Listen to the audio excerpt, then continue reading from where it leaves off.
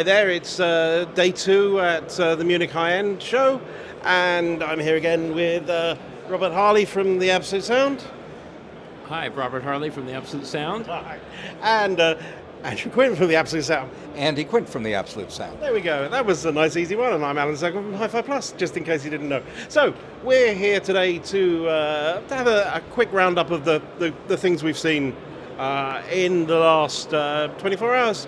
There's a whole bunch of new products. The product launches were mostly yesterday. There have been a few more today. But getting around the show, I think there's something like 800 products, new products all over the place. You can't look at that no matter how many people get there, but we've had a quick look and we'll see what we can find. Who wants to start? Over to you, Robert. I'm covering speakers at this show, so I've got 4 really interesting introductions that I saw today. The first is from Crystal Cable.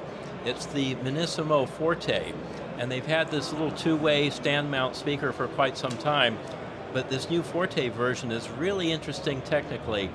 It's they described it as a passive active system, and I said, what's a passive active system? Either it's passive or it's active, but it's a very innovative crossover circuit that has a passive crossover followed by a current amplifier between the crossover and the driver.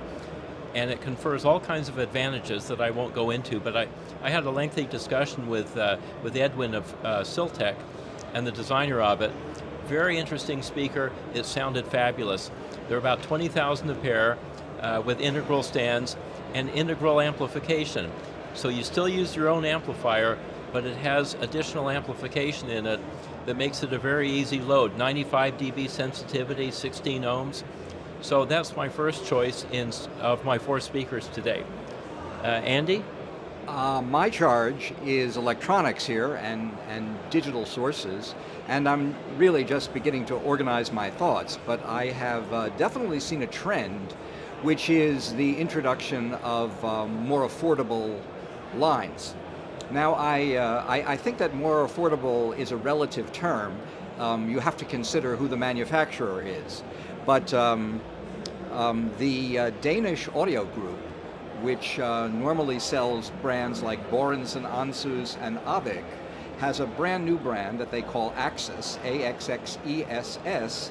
And yes, these electronics are about $10,000 a piece.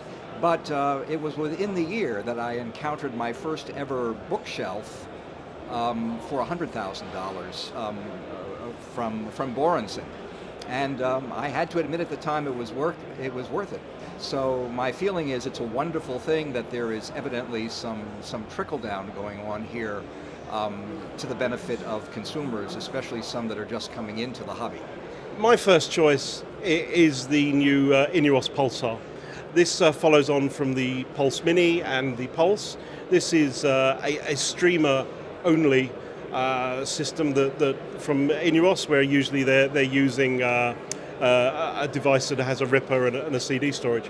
This is a player that's coming in at about £4,500, so it's twice as much as the original Pulse, but it offers an awful lot from the Innous statement and the latest version of the statement. So it's essentially, if you don't need the CD ripping section and you just want streaming without storage or anything else, it offers an awful lot of power for a lot of heavy lifting, a lot of stuff that's almost on the statement, but for a quarter of the cost perhaps.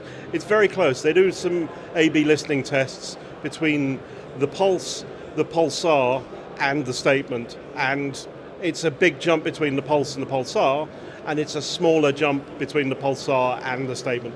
So I think it'll be a great thing. One of the really major product introductions at this show was the YG Reference 3 line.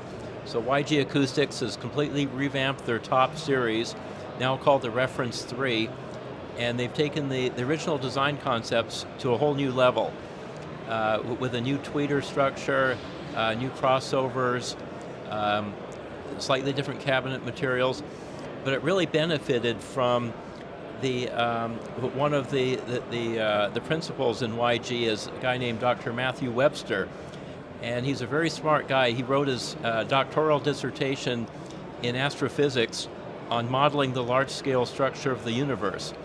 So his group, his technical group, has extensive experience of modeling physical phenomenon. And so they've used this expertise not just to model the speaker performance, but to create acoustic models, computational models of different listening rooms with the speaker, so they can place the speaker virtually in the model of the room at different locations and see how it performs. So they've used this expertise to really refine the design. And I didn't get a good listen to it, but the brief listen that I had, it sounds very promising. So that's throughout the whole line, that the Haley, the Sonia, I think there are 4 models in the new line, plus a new subwoofer. So they've been very busy at YG, and that's a major introduction here at Munich.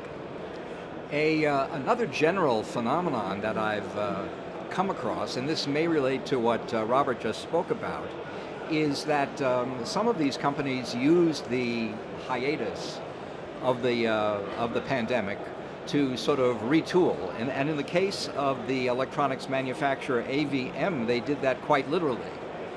They enlarged their factory so that they have now 3 times the capacity, and that invites, I think, the introduction of lower priced lines.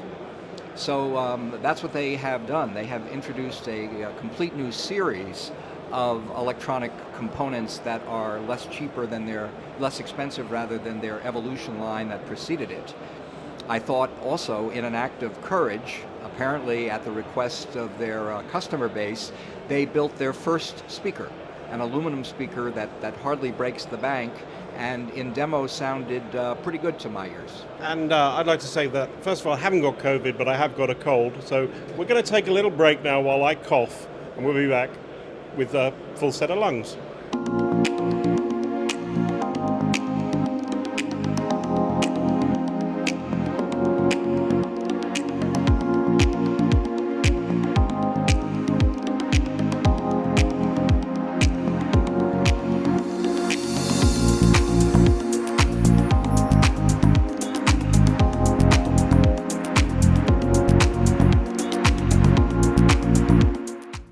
Hi, and we're back. One of the products that I think that's an exciting product is from AvantGarde. Now, AvantGarde make big horn loudspeakers. They make a range of very clever products. But the recent one they've come up with is the Calibri C2. Now, this is a concept.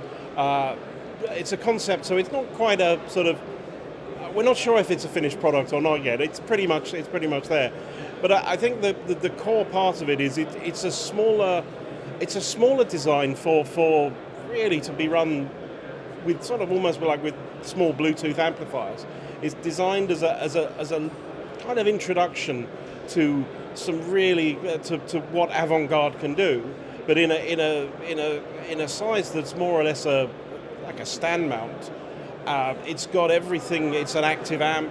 It's a really nice little concept. Now, they're working out how it works, whether it's going to go to. They're actually putting out sort of almost feelers out to find out what people think about it in terms of different marketing strategies and different places that they're going to put it. So it's a really innovative idea as well as an innovative design. There are some bits that kind of tweak it up. They've got a few interesting color schemes. I'm not quite sure about the chainmail, but it's perfectly good. Chainmail and red, it's a thing. But some of the others are, it's a really nice design. We don't know the price yet because it's still a concept, but it's been picking up a lot of attention. I think it's a really, really good plan for the future. My third pick for the most significant introductions here at Munich is the Estelon Aura. So Estelon is an Estonian loudspeaker company that makes very high-end speakers, including, they have $250,000 models, very popular models around 70, 80,000 that we've reviewed favorably. So they just came out with a speaker called the Aura, which is a scaled-down version of their technology.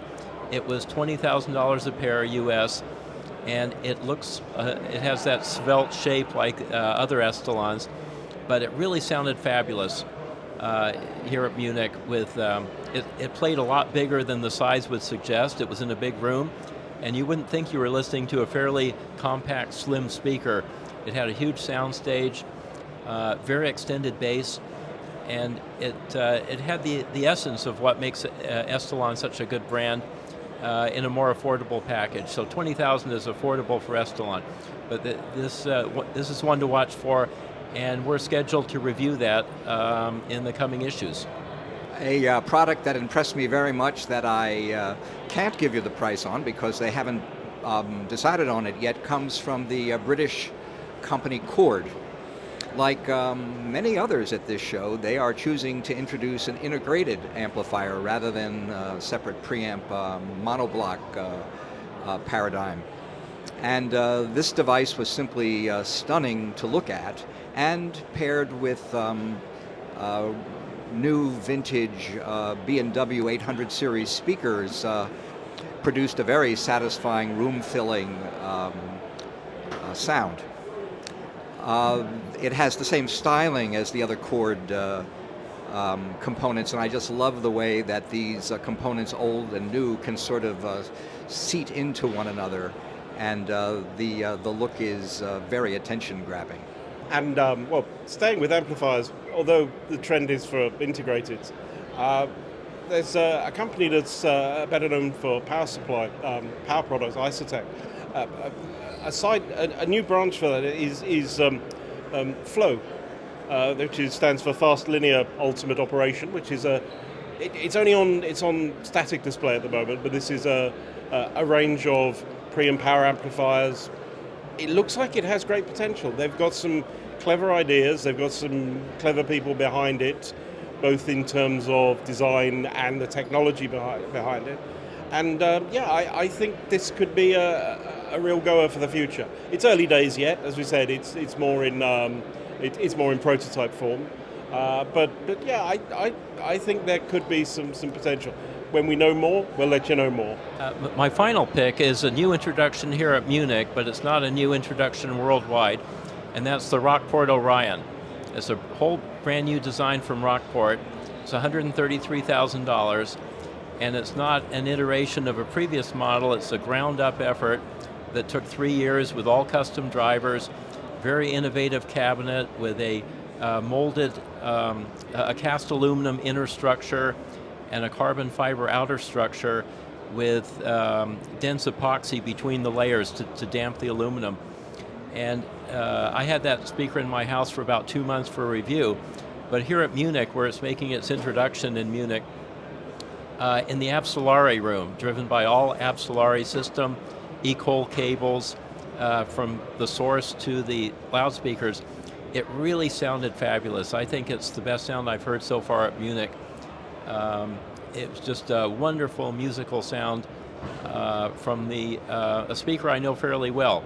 So clearly the Absolari electronics are really doing something special here with the Rockport speaker.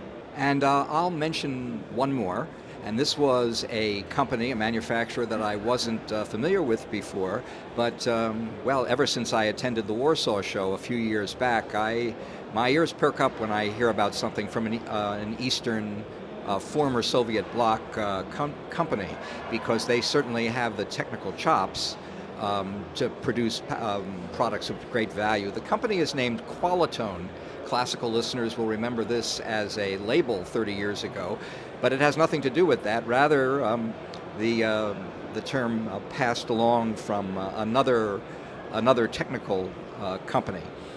And Qualitone makes tube products, and in this case, they have available coming later in the year the Qualitone 35 AB class amplifier, a 35-watt amplifier that was on what Alan referred to as static display. I guess I'd call it silent display, because whenever there are two people speaking who don't know each other's language, there's a lot of hand waving, which is not static. But I would love to hear this thing, and I hope for the opportunity. Great, and I have one more at least, and there's not so much at the show. There was an off-piste event in the swanky Kempinski Hotel in the middle of Munich, which was run by the Macintosh Group. Now they have several new products, one of which is under very strict embargo and we can't talk about for ages, so I'm saying nothing on that, but that'll be fun. But the one they did show is the 40th anniversary product for the 40 years of Sonus Faber, and this is the new Stradivari. This is, everything about it is different. Everything's changed, drive units, crossover. It looks almost the same until you go and get up close and you realize, yeah, nothing is the same at all. It's a very different product. What they are doing to begin with is they're doing a limited run in an extraordinarily nice finish. And then after that they will do the more standard finishes, but I mean, Sonus doesn't do a standard finish. Their Sonus Faber's finish is beautiful to begin with, but even by their standards, the limited run Stradivari is just amazingly good. It's a work of inlay art. And thank you very much. We hope to see you again tomorrow, and thanks finally to Innous for the loan of this room-ish thing that we're in the middle of a very crowded Munich. Thank you once again, and see you tomorrow.